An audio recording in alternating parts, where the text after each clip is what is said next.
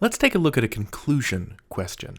Now, intro and conclusion questions occur 2 to 3 times on your official SAT. And they'll either look something like, which choice best introduces the paragraph, or the writer wants a conclusion that states the main claim of the passage, which choice best accomplishes this goal. That's what introduction or conclusion questions tend to look like.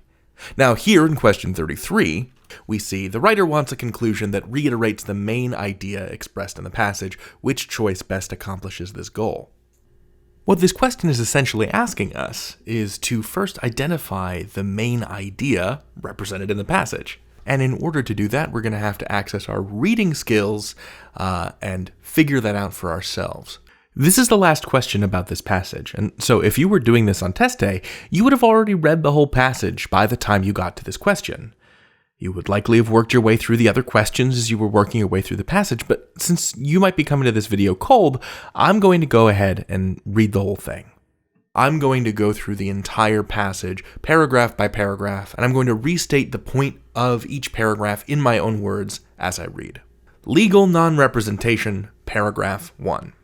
All my life, the sculptor Constantine Brancusi remarked, I have been seeking to capture the essence of flight. Bird in Space is a work of abstract art. It is not a readily recognizable representation of the bird in its title, but rather a polished arc of bronze that calls to mind the animal's graceful airborne motion. With its end tapering into points, much of the slender 53-inch curve appears suspended in the air above its marble base. More than just a visually arresting sculpture, then, Bird in Space was responsible for changing how the U.S. government recognizes art. So this paragraph is introducing the sculptor Brancusi, this sculpture Bird in Space, and it's saying Bird in Space changed how the U.S. government recognizes art. Paragraph 2. In the 1920s, abstract art like Brancusi's was a new phenomenon, a sharp contrast to more traditionally representational paintings and statues, so it's perhaps unsurprising that Bird in Space received a mixed reception.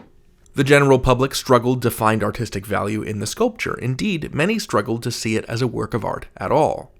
One newspaper likened it to half an airplane propeller, while also calling it a tall, slender, highly polished object.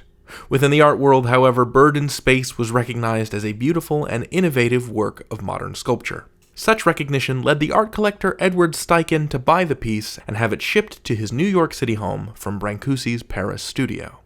So this paragraph I would summarize as Bird in Space got a mixed reception. Paragraph 3. The importation of the sculpture brought it to the attention of the U.S. Customs Bureau. The agency's view reflected that of the general public. When Bird in Space came to the United States from France, the Customs Bureau classified it not as a work of art, but as an industrial object. That classification carried with it substantial consequences. Works of art could be imported to the United States duty-free, but industrial materials were taxed at rates of up to 40% of their purchase value. As a result, Bird in Space faced an import tax of $229.35, more than a third of the $600 Steichen paid for it. So for paragraph 3, let's say, a customs dispute. Is it art or an industrial object? Brancusi in turn sued the U.S. government, aiming to score recognition of his sculpture as art. The resultant 1927 court case, Brancusi versus the United States, attempted to answer for the American public the question of whether abstract works like Brancusi's should be considered art. After hearing a lineup of well-known famous art critics testify to the aesthetic value and originality of non-representational art like Bird in Space, the court's ruling was in favor of Brancusi. The decision meant that the public had finally come to recognize the artistic value of non-representational art. So, cutting out that final sentence because that's question 33, that's the question we're considering, we'll have to summarize this paragraph without using the final sentence of the paragraph, because the final sentence of the paragraph is the subject of question 33, and that sentence could change depending on the choice that we make. Which means that the way I'm going to summarize this paragraph is by saying, Brancusi prevailed in court, his sculpture was art. And now let's go down to the question itself and compare all of those paragraph summaries. So, paragraph 1, Bird in Space changed how the government recognizes art. Paragraph 2, the sculpture got a mixed reception. Paragraph 3, a customs dispute, is it art or an industrial object? And paragraph 4, Brancusi prevailed in court, his sculpture was art. We've summarized these paragraphs in our own words, and now, using those summaries, I'm going to try to predict the answer. So the sculpture changed how the government saw art. Bird in Space went from being an industrial object in the eyes of the US government to being a work of art. So I'm going to be looking for a choice that suggests that Brancusi's art is being perceived as art by the government. So let's slice and dice, shall we? So we want a choice that best reiterates the main idea. The main idea is that Brancusi's art is art in the eyes of the government. And that means that choice A is pretty close, right?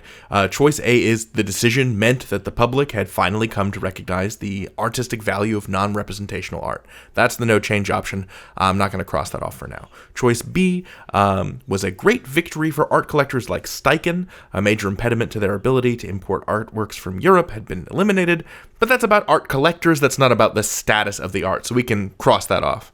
Choice C would forever broaden the range of art acknowledged by the US government. That sounds promising so far. From then on, customs law would recognize both abstract and traditional works within the category of art. That's new information. And while this is an interesting choice that matches part of my prediction, it's adding new information and not reiterating. Remember, the question wants us to reiterate the main idea, not reiterate the main idea and add new information. And choice D, concerning the value of abstract works such as Bird in Space, would take many more years to be made in the court of public opinion, however. Again, this is compelling information, but it is new, and we need to be reiterating, so I would say this is not our choice either. In questions like this, every choice is grammatically sound, and they're written to sound good, quote unquote, so that leads me to an important top tip. Don't just choose the answer that sounds best, select the option that actually answers the question being asked. We're being asked to select a choice that reiterates the main idea, so we have to remain super focused on that, just finding something that says that main idea again, and not going far afield and introducing new information.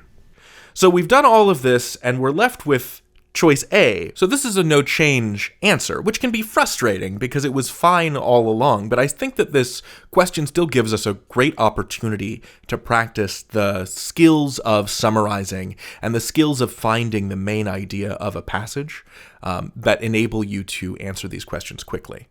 Test the choices against what you feel the main idea of the passage is, and look out for things that feel unsupported or overbroad, that make claims that don't appear elsewhere in the passage.